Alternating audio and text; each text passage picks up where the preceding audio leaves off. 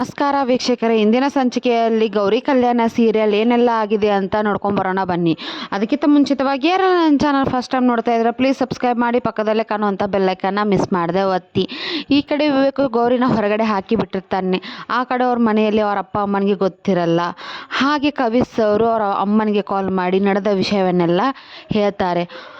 ಆಗ ಗೌರಿ ಅಮ್ಮ ತುಂಬಾ ಗಾಬರಿಗೊಂಡು ಗೌರಿ ಮನೆಗೆ ಓಡೋಡಿ ಬರ್ತಾಳೆ.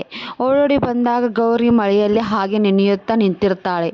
ಆವಾಗ ಗೌರಿ ಅಮ್ಮ ಮನೆಯವ್ರಿಗೆಲ್ಲ ಪ್ರಶ್ನೆ ಮಾಡ್ತಾಳೆ, ನನ್ನ ಮಗಳನ್ನು ಮನೆ ಹೊರಗೆ ಹಾಕಿ ಮಳೆಯಲ್ಲಿ ನೆನೆಸ್ತಾ ಇದ್ದೀರಾ? ನೀವು ಮನೆ ಒಳಗೆ ಬೆಚ್ಚಗೆ ಕೂತಿದ್ದೀರಾ? ಇದೇನಾ ನಿಮ್ಮ ದೊಡ್ಡಸ್ಕೆ? ಇದೇನಾ ನಿಮ್ಮ ಸಂಸ್ಕೃತಿನ ಅಂತಂದರೆ ತುಂಬಾ ಕೋಪದಿಂದ ಮಾತಾಡ್ತಾ ಇರ್ತಾಳೆ. ನಿಮಗೆಲ್ಲ ಗೌರವ ಇದೆಯಾ ಹೇಳಿ ನೋಡೋಣ. ದೀನ ಬಂದು ಮನೆ ಎದುರು ಮಾತಾಡಿದ್ದು ಫಸ್ಟ್ ಟೈಮ್ ಗೌರಿ ಅಮ್ಮನೇ. ತುಂಬಾ ಫೀಲ್ ಆಗಿರುತ್ತೆ, ನನ್ನ ಮಗಳನ್ನ ಹೊರಗಡೆ ಹಾಕಿದ್ದಾರೆ ಅಂತ ತಂದು. ಆವಾಗ ಗೌರಿ ಅಪ್ಪ ಮಾತಾಡ್ತಾರೆ, ಇವ್ರ ಮನೆ ತುಂಬಾ ವಿಶಾಲವಾಗಿರ್ಬೋದು, ಆದರೆ ಇವ್ರ ಮನಸ್ಸುಗಳಲ್ಲ ಅಂತಂದು ಗೌರಿ ಅಪ್ಪ ಹೇಳ್ತಾ ಇರ್ತಾನೆ. ಅಲ್ಲೇ ಗೌರಿ ಕೂಡ ತುಂಬಾ ಅಳ್ತಾ ಇರ್ತಾರೆ. ಯಾರ ಮನಸ್ಸು ಕರಗ್ತಾನೇ ಇರಲ್ಲ.